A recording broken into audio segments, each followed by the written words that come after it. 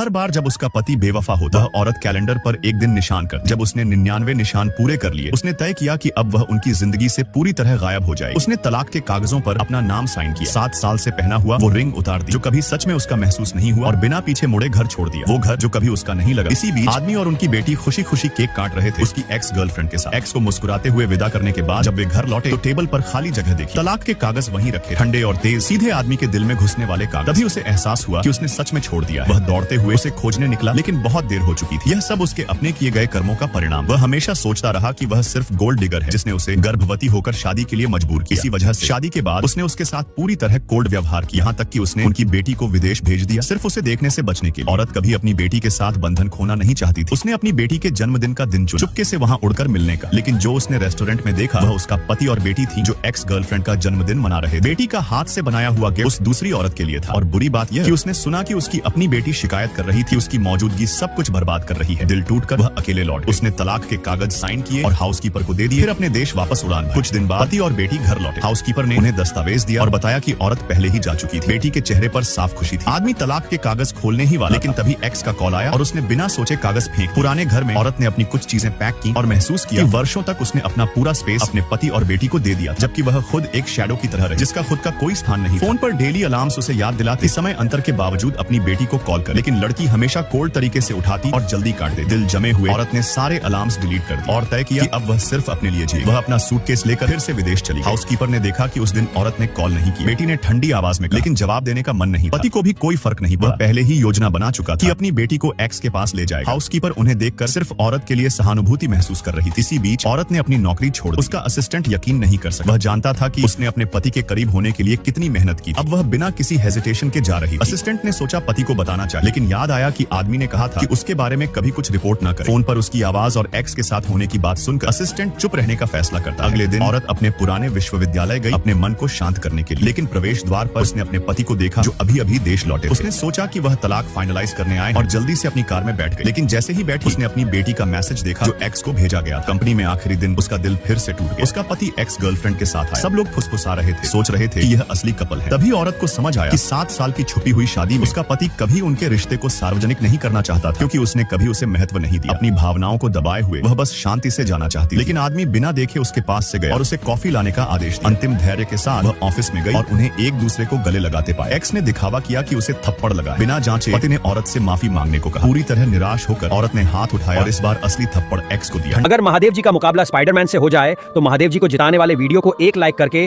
Comment में red heart भेजो, और स्पाइडरमैन के फैन सब्सक्राइब करके कमेंट में ब्लू हार्ट भेजो। आवाज में कहा, असली थप्पड़ ऐसा लगता है गुस्से